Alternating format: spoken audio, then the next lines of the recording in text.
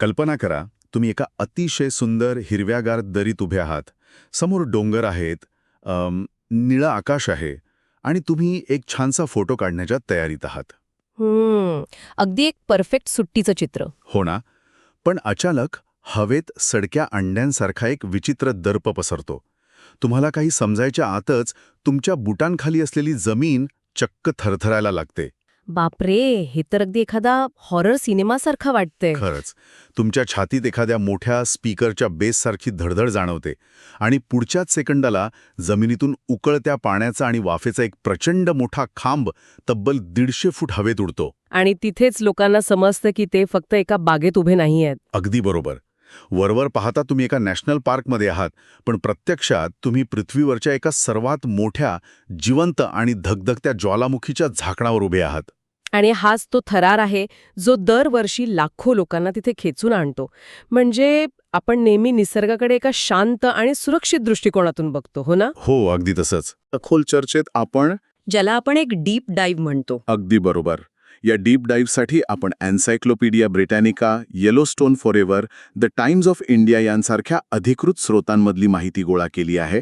आणि सोबतच काही प्रत्यक्ष अनुभव सुद्धा आहेत ना? हो, रेडिटवरच्या काही प्रत्यक्ष पर्यटकांचे अंगावर काटा आणणारे अनुभव सुद्धा आपण एकत्र केले आहेत.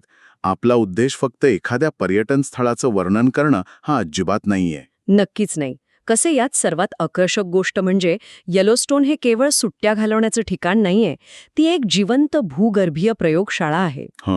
आणि या स्रोतांमधून आपल्याला हे समजून घ्यायचे आहे की हा महाकाय ज्वालामुखी आणि इथला निसर्ग, इथले प्राणी हे सगळं एकत्र कसं काम करतं. म्हणजे विनाशाच्या शक्यतेवर उभं असलेलं हे नंदनवन स्वतःला कसं टिकवून ठेवतं हे आपल्याला पाहायचंय. अगदी तसंच. सुरुवात करण्यापूर्वी मला या ठिकाणच्या व्याप्तीबद्दल थोडं बोलायचंय. कारण जेव्हा मी स्रोतांमध्ये याचा आकार वाचत होतो तेव्हा मला वाटलं की ही नक्कीच काहीतरी टायपिंग मिस्टेक असावी. असं का वाटलं तुम्हाला? अहो, तब्बल 8,990 चौरस किलोमीटर म्हणजे जवळपास 3,500 चौरस मैल. हे उद्यान प्रामुख्याने अमेरिकेतील वायोमिंग राज्यात आहे आणि मॉन्टाना व आयडाहोपर्यंत पसरलेलं आहे. हा विस्तार खरोखरच अवाढव्य आहे. पण 8,990 चौरस किलोमीटर म्हणजे किती? हे आपल्याकडच्या एखाद्या प्रचंड मोठ्या महानगरापेक्षाही कैक पटींनी मोठं आहे किंवा जगातले अनेक छोटे देश या एका उद्यानात सहज मावतील. होय, आणि या आकारमानामुळेच याला व्यवस्थापित करणं, इथल्या जंगलांवर आणि प्राण्यांवर लक्ष ठेवणं हे एक अतिशय गुंतागुंतीचं काम बनतं. नक्कीच. पण जर आपण याला व्यापक दृष्टिकोनातून जोडले तर आपल्याला एक अतिशय रंजक ऐतिहासिक संदर्भ मिळतो. 1 मार्च 1872 रोजी अमेरिकन काँग्रेसने याला जगातील पहिलं राष्ट्रीय उद्यान म्हणून घोषित केलं. पण मला इथे एक प्रश्न पडतो.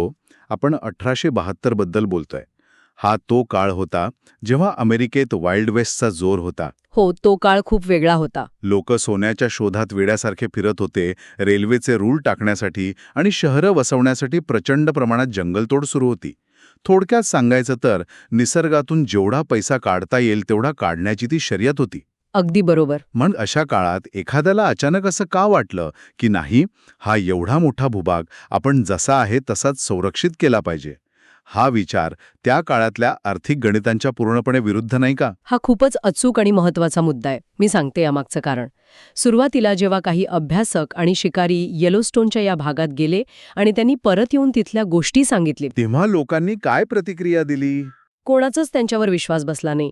त्यांनी सांगितलं की तिथे जमीन उकळतीये, चिखल उडतोय आणि पाण्यातून वाफेचे फवारे उडतायत. अच्छा, म्हणजे लोकांना वाटलं असेल की हे काहीतरी भाकड कथा सांगतायत किंवा यांनी काहीतरी नशा केली असाली. हो ना?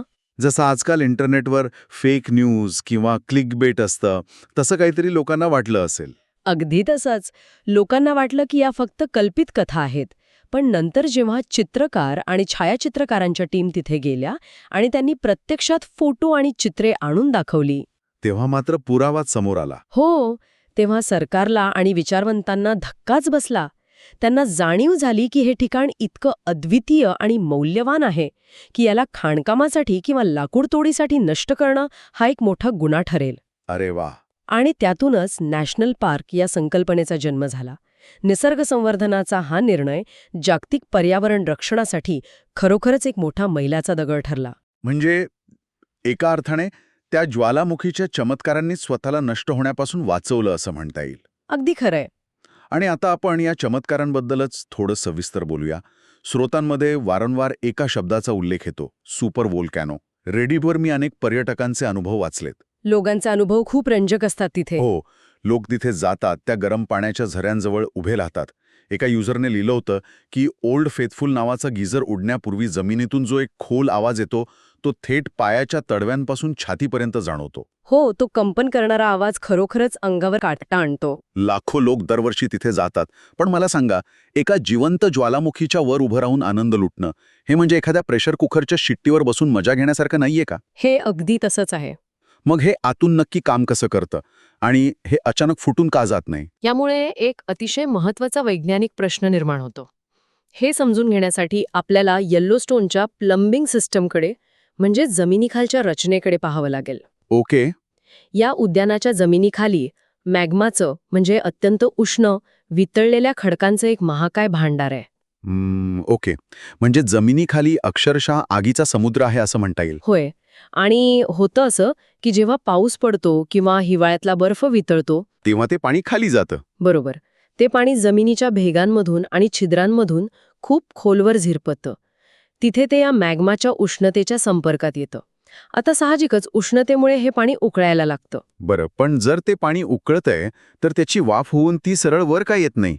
म्हणजे आपण जेव्हा पातेल्यात पाणी उकळतो तेव्हा वाफ सहज वर येते ना? तिथेच तर खरी गोम आहे. जमिनीखाली हे पाणी उघड्या पातेल्यात नसतं, ते खडकांमधल्या अतिशय अरुंद आणि नागमोडी फटींमध्ये अडकलेलं असतं. अच्छा, म्हणजे त्याला बाहेर पडायला मोकळी जागा नसते. हो, आणि त्यावरून वरून येणाऱ्या पाण्याचा प्रचंड दाब असतो. जसजसं खालच्या पाण्याचं तापमान वाढत जातं तसतसा वाफेचा आणि पाण्याचा दाब वाढत जातो. बापरे. हा दाब इतका प्रचंड असतो की पाण्याचं तापमान 100°C पुढे गेले तरी ते उकडून पूर्णपणे वाफ बनू शकत नाही. म्हणजे तो दाब त्या पाण्याला तिथेच धरून ठेवतो. अगदी बरोबर. पण अखेर एक बिंदू असा येतो की खालचा दाब वरच्या दाबापेक्षा जास्त होतो आणि मग तो वाफेचा आणि उकळत्या पाण्याचा स्फोट जमिनीच्या अरुंद फटीतून प्रचंड वेगाने बाहेर पडतो. आणि यालाच आपण गीझर किंवा उडणारा कारंजा म्हणतो. हो, हा निसर्गाचा स्वतःचा प्रेशर व्हॉल्व्ह आहे. जर हे गिझर्स नसते आणि हा दाब आतल्यात वाढत राहिला असता तर कदाचित मोठे स्फोट झाले असते. ओल्ड फेथफुल हा याच प्रक्रियेचा एक उत्तम नमुना आहे, जो अतिशय ठराविक अंतराने हा दाब बाहेर टाकतो. क्या बात आहे. म्हणजे तो ज्वालामुखी श्वास घेतोय आणि गीझरच्या रूपाने आपला उसासा बाहेर टाकतोय. हे वर्णन अगदी चपखल आहे. हे ऐकायला जेवढं थरारक आहे तेवढंच ते विज्ञानाच्या दृष्टीने अचूक आहे.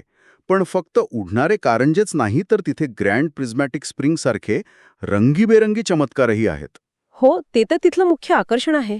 जेव्हा आपण त्याचे फोटो बघतो तेव्हा ते एखाद्या विशाल सप्तरंगी डोळ्यासारखे दिसतात.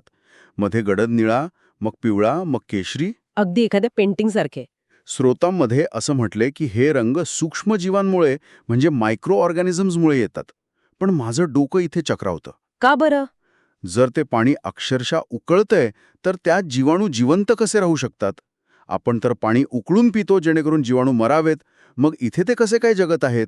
त्यांचा तर पार लगदा व्हायला हवा. हा प्रश्न खूपच रास्त आहे आणि इथेच जीवशास्त्राची एक अद्भुत कमाल पाहायला मिळते. या गरम पाण्यात जे सूक्ष्मजीव राहतात त्यांना थर्मोफाइल्स म्हणतात, म्हणजे उष्णतेवर प्रेम करणारे जीवाणू.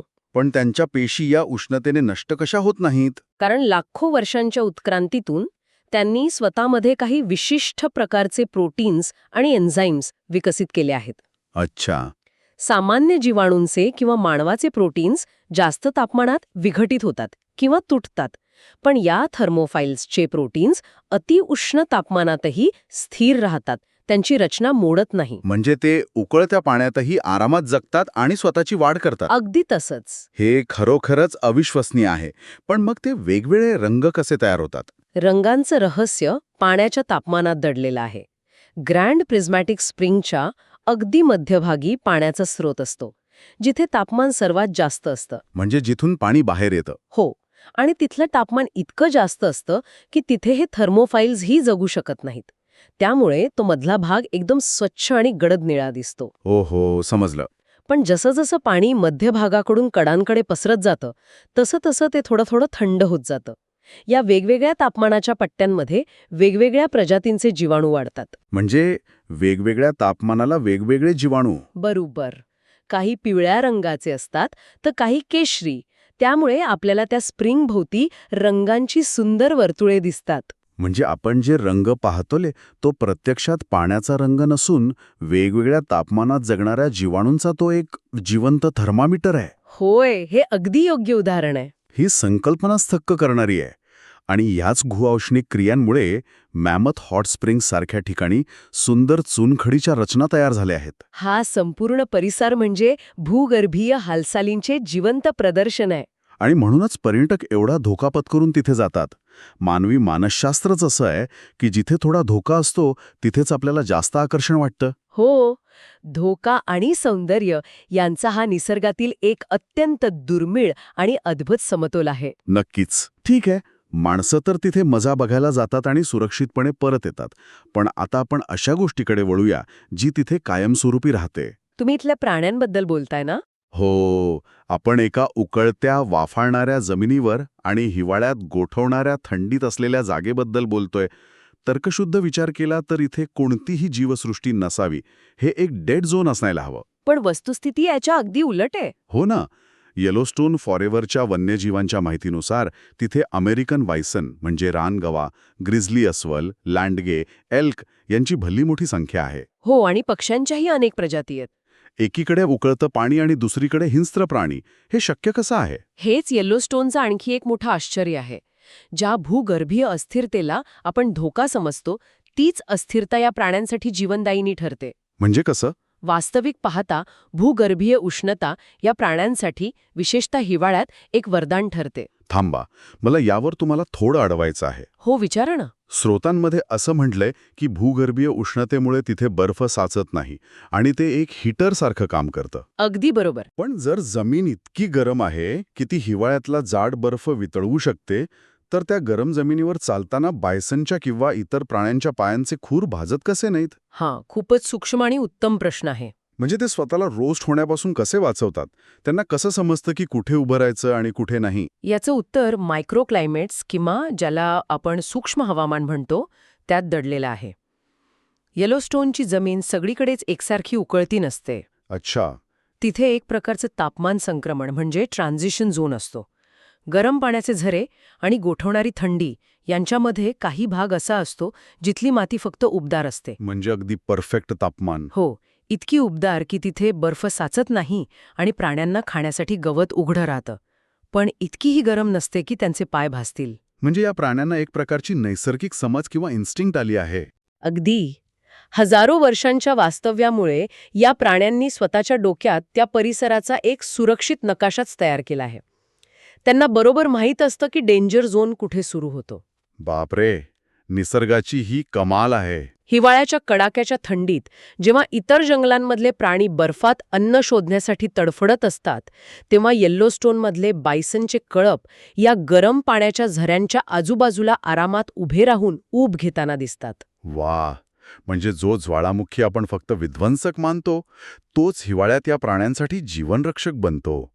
निसर्गाने केलेली ही तडजोड खरोखरच अचंबित करणारी आहे. आणि या परिसंस्थेत फक्त ही उष्णताच नाही, तर येल्लोस्टोन लेक आणि येल्लोस्टोन रिव्हर कॅन्यन या भौगोलिक रचनाही तितक्याच महत्त्वाच्या आहेत. त्या कशा काय? हे तलाव आणि नद्या अन्नसाखळीचा मुख्य आधार आहेत.